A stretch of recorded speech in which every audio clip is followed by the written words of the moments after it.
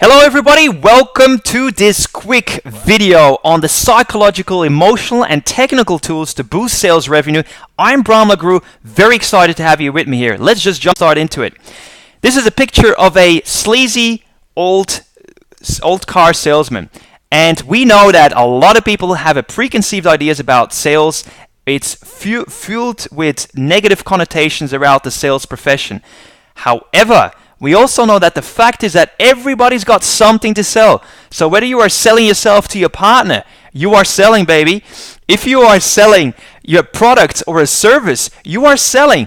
If you are trying to, make people buy into a company, or if you're pitching for investments, you are selling. We always are selling something, even when we go and apply for a job.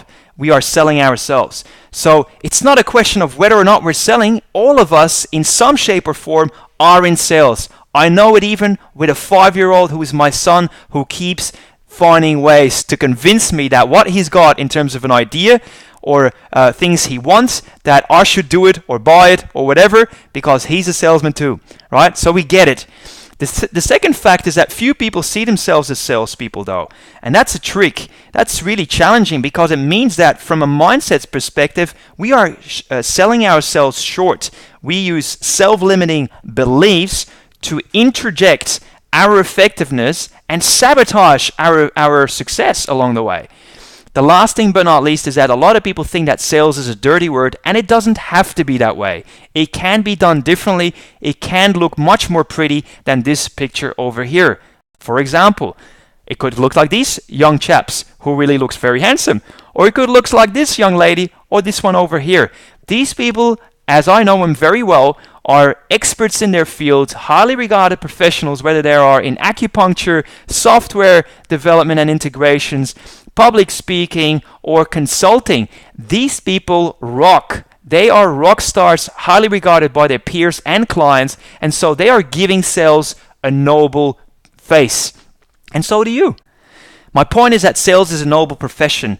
Sales is caring done right. If you do it with integrity, if you do it when looking after the client's needs and wants, and you do it for their sake, not necessarily for your own paycheck, then you are in a sales profession that is noble. Now, a quick chat about me, just so you have some background context here.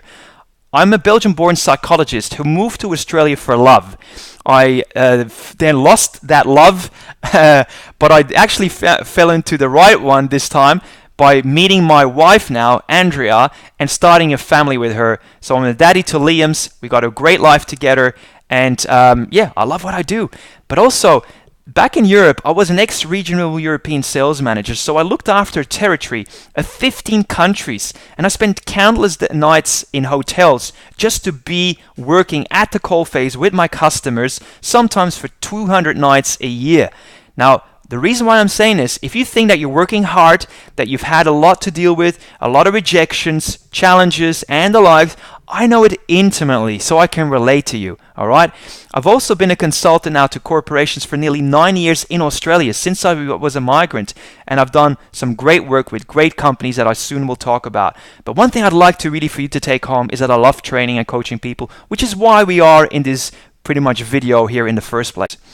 Here's a quick snapshot of some of the organizations that I've had the fortune working with and contributing to in either leadership as well as in sales effectiveness. So whether they are the likes of Big Four accounting firms, or Big Four banks, or corporations like the Australian Submarine Corporation, or financial institutions, or top 100 businesses in South Australia, or top 200 private enterprises in the country, it doesn't matter. I've worked with all sorts of people and businesses under the sun, even with not-for-profits that right now also need to sell products and services, because only that's when they get paid, right? And I've been working with all of them around across the years. So anyway, one of the things I've learned over the years that might be of value to you, really knowing about, is the following. The first thing is that technical aspects only predict 15% of success in business, which means that a staggering 85% of success in business relies on psychological, emotional, and interpersonal aspects of business. I'll touch on those in just a moment, but I'd like to share with you that it's really these three areas that offer huge potential for people like you to reach their full potential. You know, there's so much more that we've got left untapped if only we find the key to unlock it. So I also like to share and give you peace of mind that these characteristics aren't innate. They are purposefully developed, which is where training and coaching comes in. Now let's have a look now at the top 3. The first one is psychological aspects, the mindset. If you think, for example, that if you just for a split minute or second think that you are doing somebody a disservice by following them up after you've put a proposal together or you presented your solution to them, think about it again. Because seriously, 80% of business is lost due to a lack of follow-up. So it's an idea that things that it's not right to do that actually prevents you from taking the action required to help people to feel comfortable about taking on something that they really like. But sometimes you just need to find ways to talk to them about it to help them feel comfortable about making the decision. And if you don't have that sort of conversation proactively, 80% of business is done and dusted and lost, and you just spin your tires. You just wasted precious time, and you actually did someone a disservice by being too lazy to do the right thing by them. So your mindset is pivotal in terms of what you do in sales. The second thing is then emotional. I worked with hundreds of very well-paid thought leaders, people like accountants, tax advisors, senior consultants like directors and partners in Big Four firms. Some of these men and women earn $800,000 or more a year. So they're definitely high performers. And they still wanted to talk to me as a Belgian-born psychologist and sales coach to actually show them ways to become more customer-centric by putting their emotional intelligence on steroids. The fact is that your IQ often is the reason why you become technical, proficient at your craft. But it's your EQ that decides how well you will do in your role, because the more you climb the ladder, the more you are expected to engage and contribute and impact clients and their businesses. And that's where your emotional quotient or your emotional intelligence is decisive. If you have it, great. If you have it and build it, even better. But if it's really low, you're self-sabotaging guaranteed. Equally, by the same token, on the emotional level, self-worth is huge. I know a lot of people that are very good at what they do, but they sell themselves short. They are criticizing themselves all the time.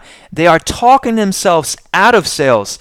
And any time when they got an opportunity to present a solution that the client would really benefit from, they will either not ask for the business and therefore letting the client down, or they will charge not enough money for it.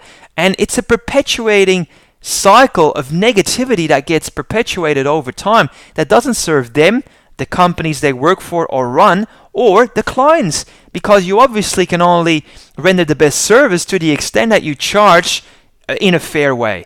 You do the right thing by them, you do the right thing for yourself, and that's what we call fair exchange. Self-worth largely defines how far we go in life and how much our net worth will look like down the track.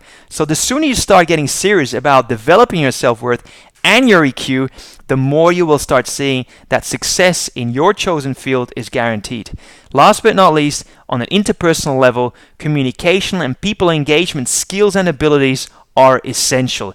We cannot, let's say, longer wait for somebody else to lead this field, because your ability to relate to people and pick up their style, whether they are fast-paced decision makers and want to make quick decisions and treat them that way, or slow-paced decision makers and go it slowly and take time to really make them feel comfortable. It's your ability and much more than that that shows you that you're actually really getting people where they're coming from, that you know how they tick, that you are getting in their mind and heart, and you're helping them to feel comfortable at the right time to take on the right product and service for them. This is the top 3 things that offer huge potential for people to reach their full potential. Now, great place to start is the National Sales Conference. It's an event that I'm hosting for the 4th time in a row in the Adelaide Entertainment Centre. Here, for example, is a sold-out crowd with Dr. John DeMartini, who was here last year already. Star of The Secret, also international best-selling author of more than 40 personal development and business books, and also the 66th most influential speaker on the planet. It's people like this that I'm bringing over every year to inspire your mind and your heart so that you take more purposeful action and become a more respected thought leader in your field, and obviously make more money, save more time, and help more people doing it the right way. Right? So this is a quick idea. Other than learning, there's obviously lots of networking and extending your networks with like-minded people that you might actually do business with as well. It's at the 7th and 8th of May in the Adelaide Entertainment Centre. And just for fun, this is a quick picture that I made a few days ago while visiting the venue in the anticipation of the conference to really, organize the catering, table setting, chairs, and the likes.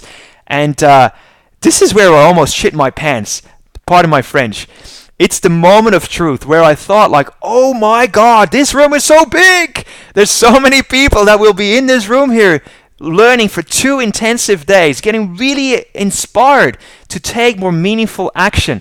And I would love for you to join us there. It's exciting on one hand and challenging on the other hand for me because it's stretching me out of my own comfort zone. And this is exactly what we want to do for you. So if you ask me, Bram, who could benefit from this? Here's a quick list of a few types of businesses, both at the small business spectrum as well as the corporate side of things. These people I know already through experience that they've benefited from it, and I would love for you to attend as well next time. For more information, head over to salesconference.com.au. Questions, please reach out to us. Look forward to hearing from you, and I wish you a wonderful day and look forward to seeing you, particularly in the sales conference. Thanks so much.